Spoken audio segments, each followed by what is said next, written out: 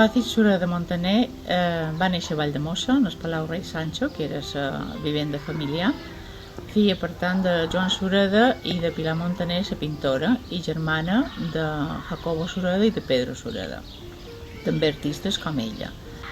Va ser una persona amb una personalitat i un caràcter arrollador. Era una persona molt passional, una gran artista autodidacta que no res era capaç de fer una peça. Des de molt joveneta ja va començar a estimar l'art. Bé, és veritat que se'n va veure revoltada sempre, revoltada d'artistes, i això pues, li va influir a que ella fos capaç de fer dibuixos, brodats, tallar la fusta, fer feina en la pedra, en la ceràmica, en moltíssimes de coses.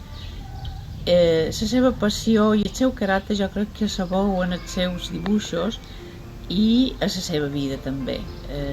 Va tenir una vida un poc tumultuosa en els amors de vegades no tan favorables per ella, i això la varen afectar sobretot en el final de la seva vida.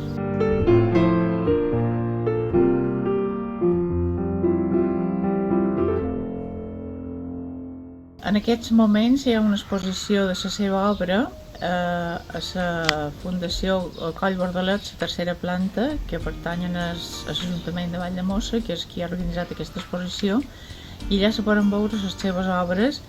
Hi ha escultures, hi ha dibuixos i hi ha petites peces que feia amb olivera també. Hi ha una sèrie de dibuixos magnífics de persones. Ella sobretot sabia transmetre molt bé els sentiments de la persona que dibuixava. Hi ha uns retrats molt bons i de vegades són d'una persona que pateix, d'una persona que té angoixa, de vegades és una persona amb molta dolçor, de vegades són persones que transmeten una tendresa o simplement una diguéssim, sentiment com a d'ausència, fins i tot, i això ho transmet ella en els seus dibuixos.